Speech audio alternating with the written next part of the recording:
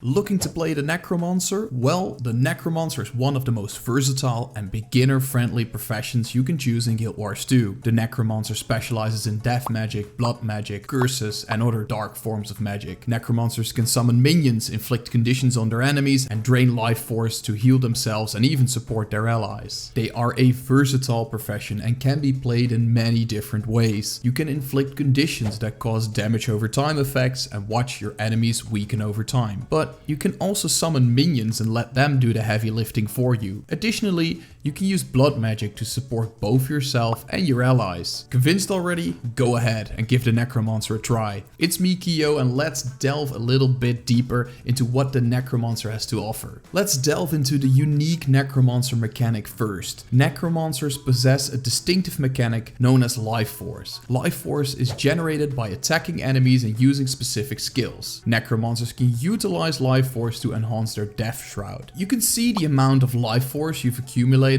just above your skill bar. Once you've accumulated enough Life Force, you can activate the Death Shroud. The Death Shroud is a powerful form that equips the Necromancer with a new set of skills for dealing damage and provides additional crowd control abilities. Additionally, this Death Shroud supplies you with an extra life bar based on the Life Force you've accumulated. This Death Shroud can be used for dealing damage or to crowd control your enemies, and it can also save you when you're low on health. Let's have a look at the Necromancer skills. To gather Life Force for the Death Shroud, you need to use some skills. You can use your basic weapon skills for direct damage, condition damage, and control. Necromancers also have utility skills, which can generate Life Force. Let me give you a quick overview of the skill types without getting into the nitty-gritty of each one. Let's start with wells. Necromancers can use wells to support or damage a specific area. Some wells deal damage to foes directly, while others remove buffs from your foes and turn them into conditions, making your enemies weaker.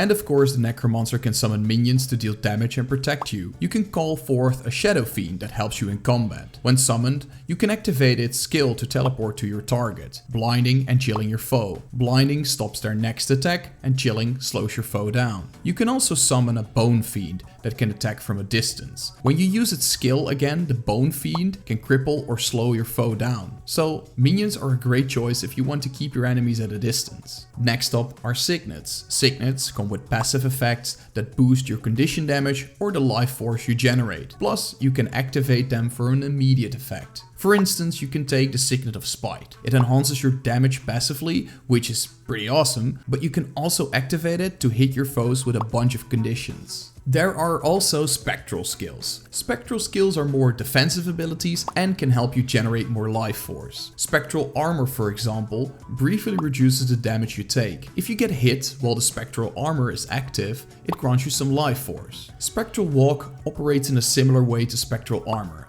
but it additionally removes conditions and boosts your movement speed. If you activate spectral walk again, it will take you back to your original location where you first used spectral walk. Finally, let's talk about the corruption skills. These skills have a downside for you, but they hit your foes even harder. Corrupt Boon, for instance, causes poison to you, but it removes boons from your target and transforms them into harmful effects. As for Blood is Power, it inflicts bleeding on both you and your targeted foe, but it also grants might to yourself and nearby allies, increasing your outgoing damage. So this is a brief overview of all the skills that the core Necromancer has to offer, but you can get even more skills by using Elite Specializations. Now, let's talk about the 3 Elite Specializations: the Reaper, the Scourge, and the Harbinger. I'll provide a quick overview here, but be sure to check out my dedicated profession video where I dive deeper into these Elite Specializations. Let's start with the Reaper. The Reaper Elite Specialization replaces the Necromancer's Death Shroud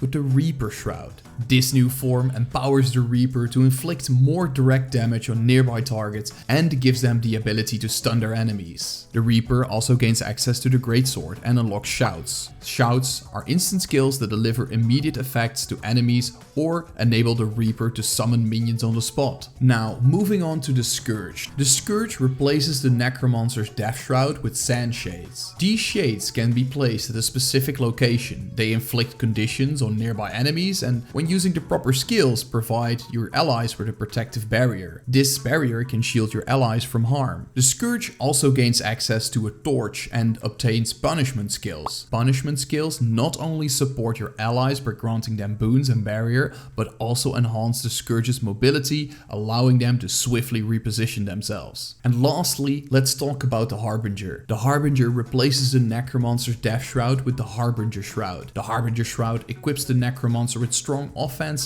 and mobility skills. However, these abilities come at a cost. The Harbinger Shroud inflicts blight, reducing your maximum health. The longer the Harbinger remains in the Harbinger Shroud, the less maximum health they'll have. Nevertheless, you can make the most of this blight with specific traits and skills. The Harbinger also gains access to a pistol and elixirs. Harbingers can toss elixirs at their enemies to deal damage and, while being in the impact area, also inflict blight on themselves. If the video helped you so far, give it a like and a sub to please the YouTube gods. Alright, now you've learned all about the Necromancer and its elite specializations, let's explore more common builds for the Necromancer. I played these myself and these are my personal favorites. Be sure to check out the video description for the updated variants of these builds. Let's start with a Necromancer PvE leveling build. For a more straightforward and relaxed build, suitable for free-to-play players or the core Necromancer, consider the Minion Master build. Minion Master builds are usually used in open world PvE, but they can also be used in PvP, if used correctly of course.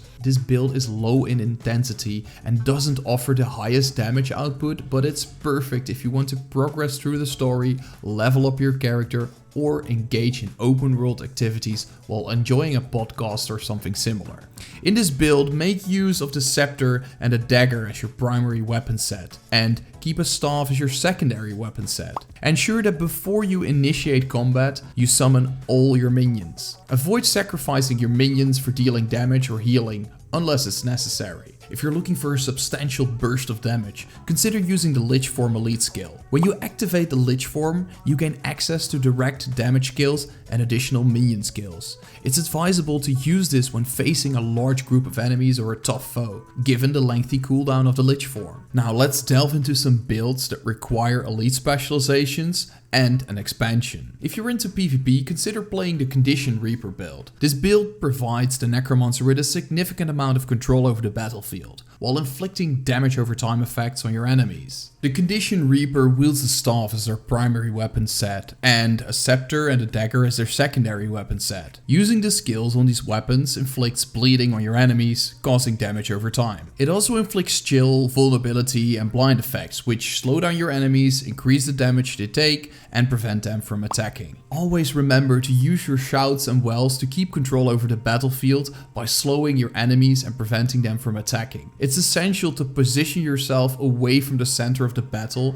and engage from a distance to minimize the damage you take. Now, my personal favorite build for the Necromancer is the Condition Scourge. This build excels at inflicting condition damage, providing barrier, and granting might to your allies, enabling them to deal more damage and stay protected. The Condition Scourge build is primarily geared for endgame PvE content like Fractals of the Mists, raids, and strike missions. However, when used effectively, it can also be used in open world PvE. In this build, the Scourge uses a scepter torch combination as their primary weapon set and a pistol torch as their secondary weapon set. The core strategy of this build revolves around deploying your sandshades and keeping them near your enemies at all times. Using your sandshade skills inflicts conditions on enemies, cleanses conditions from allies, and providing them with barrier. The Blood is Power skill offers you and your allies might, but also inflicts bleeding on the Scourge. You can then use the Sandshade skills to cleanse this bleeding. Your primary focus should be on auto attacks, which apply bleeding,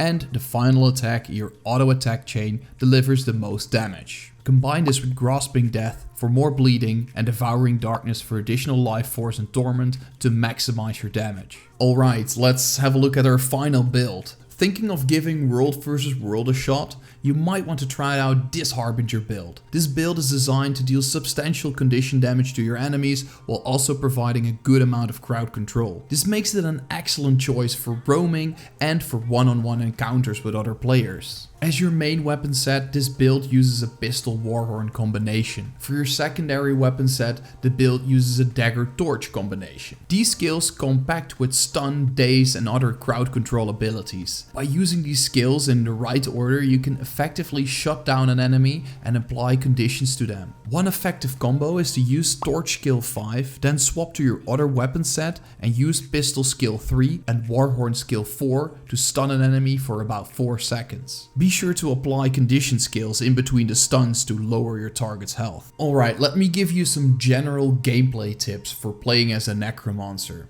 First, don't hesitate to use your Shroud. The Shroud mechanic is strong as it can increase the Necromancer's damage, control your enemies and most importantly, provide an extra health pool to save you when your health is low. When using minions, use them strategically. Minions can be a valuable way to distract and damage your enemies. Only sacrifice them when you need to. If you're using a condition damage build, consistently reapply your conditions to maximize your outgoing damage. Conditions such as bleeding stack their effectiveness or duration. And lastly, Necromancers can provide buffs to your allies while inflicting conditions on themselves. Whenever you apply a condition, be sure to use a skill that transfers these conditions to your enemy as well. For example, you can use Deathly Swarm on your offhand Dagger, the Plague Signet utility skill, or Nefarious Favor on your Sandshade as a Scourge. In conclusion, the Necromancer is a strong and versatile class that can be played in various ways.